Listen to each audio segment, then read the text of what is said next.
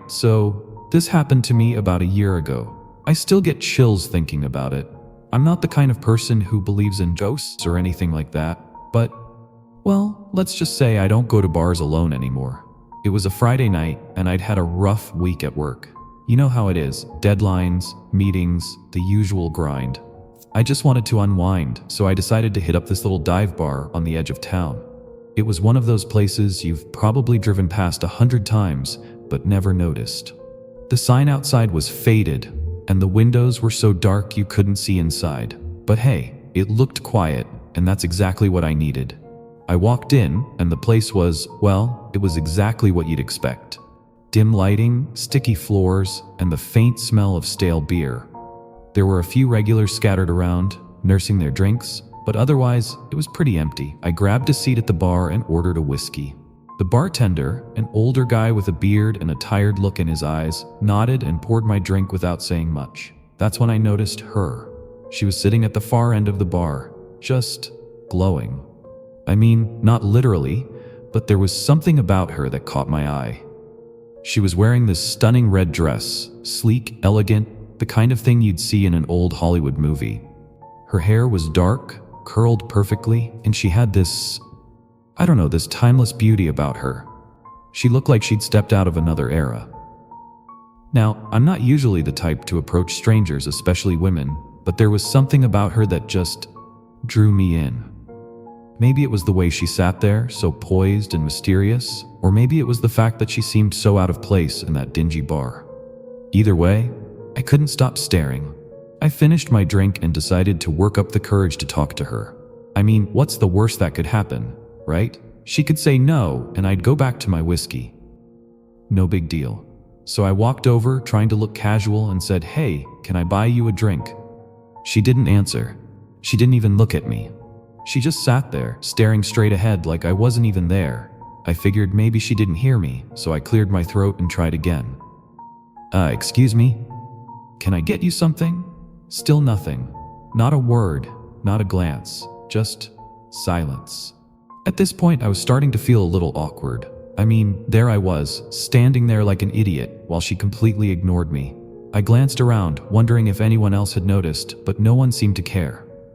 The bartender was wiping down glasses, and the regulars were minding their own business. I decided to cut my losses and went back to my seat.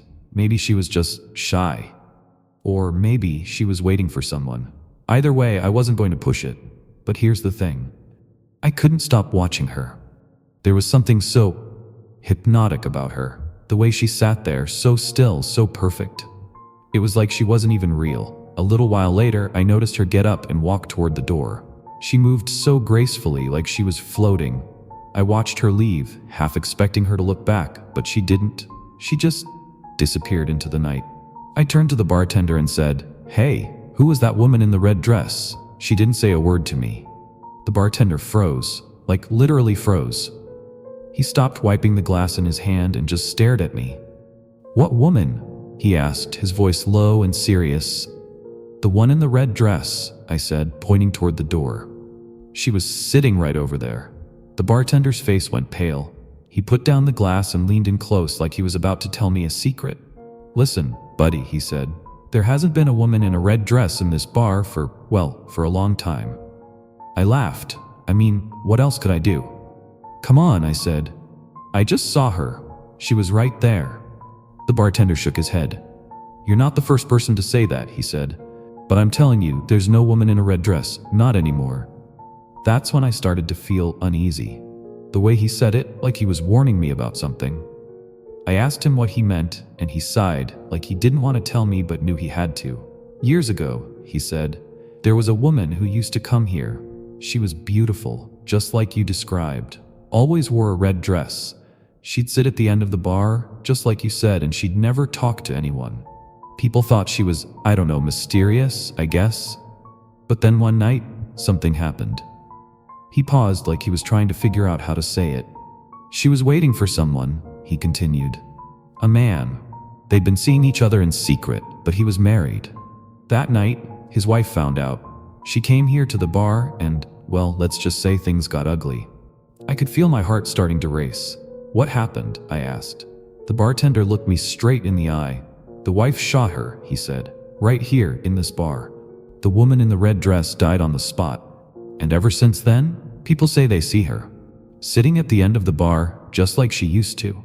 But she's not really there. She's a ghost.